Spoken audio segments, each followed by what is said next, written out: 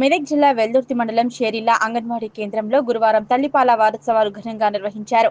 గర్భిణీ స్త్రీలకు సామూహిక శ్రీమంతాలు, చిన్నపిల్లలకు అన్నప్రాసన కార్యక్రమాన్ని ఏర్పాటు చేశారు. తల్లిపాల విశిష్టతపై గర్భిణీ స్త్రీలు, బాలింతలకు అవగాహన కల్పించారు. శిశువు పుట్టిన గంటలోపు ముర్రుపాలు పట్టించాలని, తద్వారా శిశువు ఆరోగ్యంగా ఎదుగుతారని సూచించారు. ఆరోగ్యవంతమైన సమాజ నిర్మాణం కోసం శిశువుకు తల్లిపాలు పట్టించాలని, గర్భిణీ స్త్రీ, బాలింతలు పౌష్టికాహారం స్వీకరించాలన్నారు. ఈ కార్యక్రమంలో ఐసిడిఎస్ సూపర్వైజర్ వరలక్ష్మి, మండల వైద్యాధికారి డాక్టర్ సౌజన్య, శిరీష, అంగన్వాడీ టీచర్స్ దేవలక్ష్మి, మంగేశ్వరి, వసంత, అనిత, నాగమణి, ఏఎన్ఎం అనిత, స్కూల్ టీచర్లు నుస్రత్ బేగం, ఆశా వర్కర్లు, మంజుల తదితరులు పాల్గొన్నారు.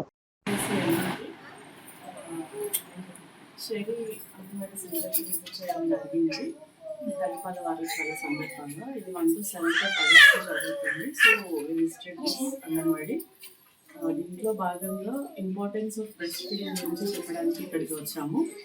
బ్రెస్ట్ ఫీడింగ్ అంటే తెలుసు కదమ్మా, తల్లిపాలు. ఓకే, తల్లిపాలు అనేది 6 నెలల వరకు పుట్టిన తర్వాత, బేబీ పుట్టిన తర్వాత 6 months కంపల్సరీ ఇవ్వాల్సి ఉంటుంది. అలా ఇచ్చిన పిల్లలకి ఇవ్వని పిల్లలకి చాలా తేడా ఉంటుంది. ఓకే, ఫస్ట్ మనకి ముడిపాలు వస్తాయి. ముడిపాలు డెలివరీ అయిన తర్వాత ఒక 1 hourలోనే పాలు అనేది తాగించాలి. తర్వాత 6 months వరకు ఎక్స్క్లూజివ్ బ్రెస్ట్ ఫీడింగ్ అంటే ఏంటంటే మీరు పాలు తప్ప ఇంక వేరేవేమీ ఇవ్వకూడదు. ఓకే, 6 months తర్వాత ఏం చేస్తారు, ఇందాక చెప్పినట్టు ఓకే అడిషనల్ న్యూట్రిషన్ ఏదైనా ఇస్తారు పాలతో పాటు. అదే అప్పుడు చూపించారు కదా బాలామృతం గురించి, అది తేడా. ఓకే, 6 months వేరు మనం పాలే ఇవ్వాలి, తల్లిపాలు. తర్వాత 6 months తర్వాత ఎక్స్ట్రా న్యూట్రిషన్ కూడా వాళ్ళకి అవసరం ఉంటుంది బిడ్డలకి. ముడిపాలు ఇవ్వడం వల్ల వచ్చే లాభాలు ఏంటంటే తల్లి లాభాలు వేరే ఉంటాయి, తర్వాత పిల్లలకి కూడా లాభాలు జరుగుతాయి. ఇందాక మేడం చెప్పినట్టు పిల్లలకి జరిగే లాభాలు చెప్పారు కదా, వాళ్ళకి ఇమ్యూనిటీ అవన్నీ పెరుగుతాయి అని.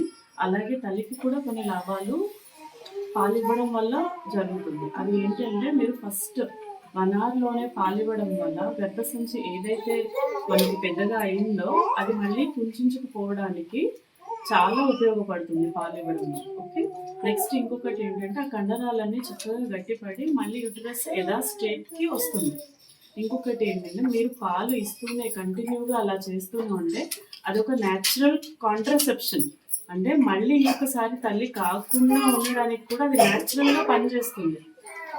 ఓకే, అంటే మనం ఎక్స్ట్రాగా ఏం వాడాల్సిన అవసరం లేదు. మనం పిల్లలకి అడిగినప్పుడల్లా పాలు ఇవ్వడం, అంటే ఏడ్చినప్పుడల్లా పాలు ఇవ్వడం, 8 to 10 times పాలు ఇవ్వడం, నైట్ టైం కూడా ఒక 2 or 3 times పాలు ఇవ్వడం వల్ల న్యాచురల్గా ఒక కాంట్రసెప్షన్ అనేది వస్తుంది అన్నమాట. ఓకే, అలాగే కాకుండా దాంతోపాటు మీరు న్యూట్రిషన్ కూడా మంచిగా తీసుకుంటే పిల్లలకి ఇంకా చక్కని పాలు ఇవ్వడానికి అవకాశం ఎక్కువ ఉంటుంది.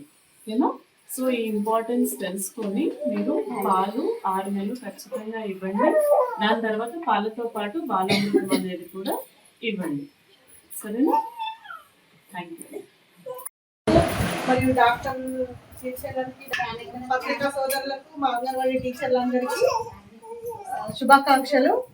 మనము తల్లిపాల వారోత్సవాలు అనేది ప్రతి సంవత్సరం ఆగస్టు నెలలో 1వ తారీఖు నుంచి 7వ తారీఖు వరకు ఈ తల్లిపాల వారోత్సవాలను జరుపుకుంటాం. ఎందుకంటే తల్లిపాల విశిష్టత గురించి తెలుసుకోవడానికి ఈ అందరూ కూడా ఈ తల్లిపాల గురించి తెలుసుకొని ప్రతి ఒక్క గర్భిణి అయినప్పటి నుండి, ప్రతి ఒక్క మహిళ గర్భిణి అయినప్పటి నుండి డెలివరీ అయ్యేంత వరకు ఏ విధంగా ఉండాలనే జాగ్రత్తలు, మరియు పుట్టిన వెంటనే బిడ్డకు ఎలాంటి జాగ్రత్తలు తీసుకోవాలి, ఏ విధంగా బిడ్డను జాగ్రత్తగా చూసుకోవాలి, వాళ్ళకు తల్లిపాలు ఏ విధంగా పట్టించాలి అనే దాని గురించి ఈ 1వ తారీఖు నుంచి 7వ తారీఖు వరకు ప్రతి సంవత్సరం తెలుసుకుంటాము.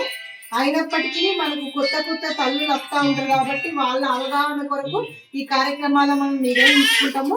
తల్లిపాలు అనేది ఖచ్చితంగా గంటలోపు ముర్రుపాలు పట్టించాలి. ముర్రుపాలు తాగకపోతే బిడ్డలకు రోగనిరోధక శక్తి అనేది తక్కువగా ఉంటుంది. కాబట్టి ఫస్ట్ డెలివరీ అయిన గంటలోపు వచ్చే పచ్చటి రంగులో ఉండే తల్లిపాలను ఖచ్చితంగా బిడ్డకు తాగించాలి. ఇందులోనే బిడ్డకు కావలసిన మాంసకృతులు, పోషకాహారము, విటమిన్లు అన్నీ ఒక టీకాతోటి సమానంగా, టీకా కంటే ఎక్కువ స్థాయిలో ఆరోగ్యాన్ని అందించే విధంగా ఈ తల్లిపాలు మన భగవంతుడు ఇచ్చిన వరం. ఇది మనకు డబ్బపాల వల్ల చాలా అనేకమైన ఇబ్బందులు ఉంటాయి.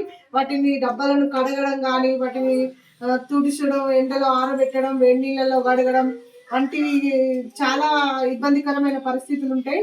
కాబట్టి ప్రతి తల్లి పాలను బిడ్డను ఎప్పుడు కోరినప్పుడల్లా బిడ్డకు తల్లిపాలు ఇవ్వాలి. కనీసం 2 సంవత్సరాలు తగ్గకుండా తల్లిపాలు ఇవ్వాలి.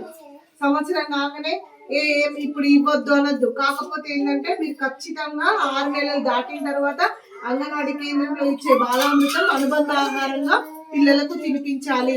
అది ఖచ్చితంగా తినాలి. బాలామృతం తింటలేరు, అది ఇంకా వేరే బయట ఫుడ్ పెట్టద్దు.